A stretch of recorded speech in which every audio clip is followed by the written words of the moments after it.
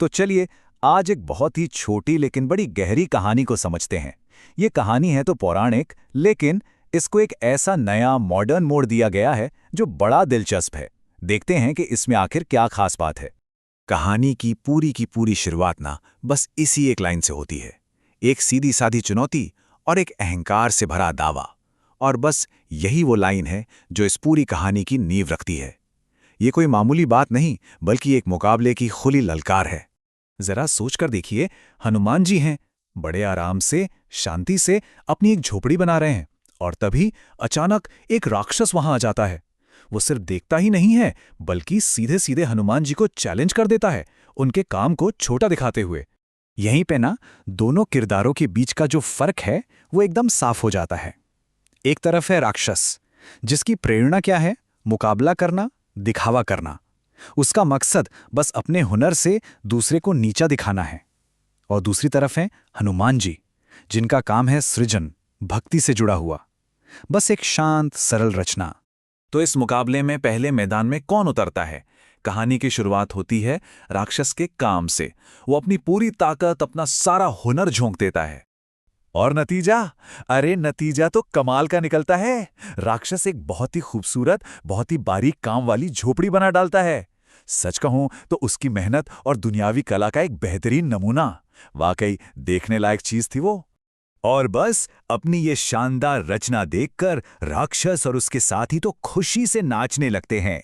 उन्हें पूरा यकीन हो जाता है कि अरे जीत तो अपनी पक्की है।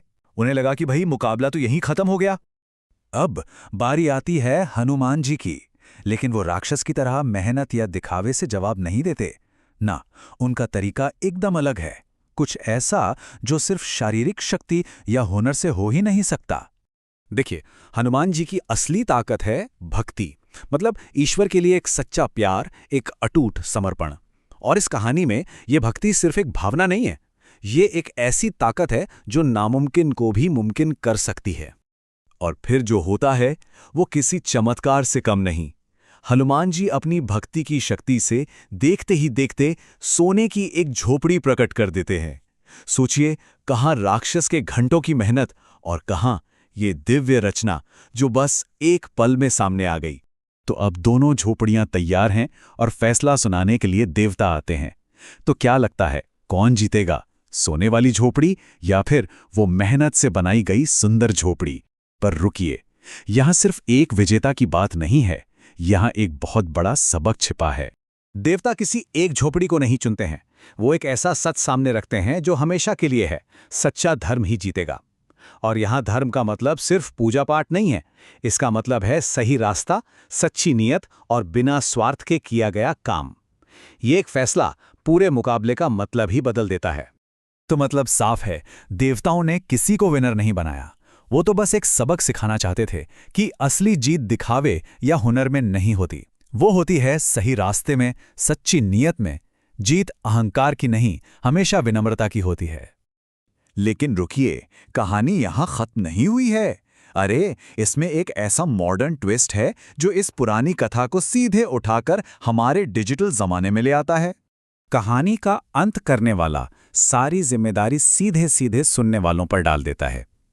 देवताओं के उस महान सत्य के बाद अब अंतिम फैसला हमें और आपको करना है। और ये फैसला होगा कैसे? ये स्लाइड इसे बड़ी चालाकी से दिखाती है। इस पूरी कहानी को ना एक सोशल मीडिया पोल में बदल दिया गया है। अगर राक्षस को जिताना है तो कमेंट कीजिए, और अगर हनुमान जी को जिताना है तो लाइक और सब्सक्राइब कीजिए। तो एक इतनी गहरी सीख देने वाली कहानी आखिर में सुनने वालों से जुड़ने का एक जरिया बन जाती है। ये दिखाता है कि कैसे पुरानी कथाओं को आज के जमाने में कंटेंट एंगेजमेंट के लिए बिल्कुल नए तरीकों से इस्तेमाल किया जा सकता है।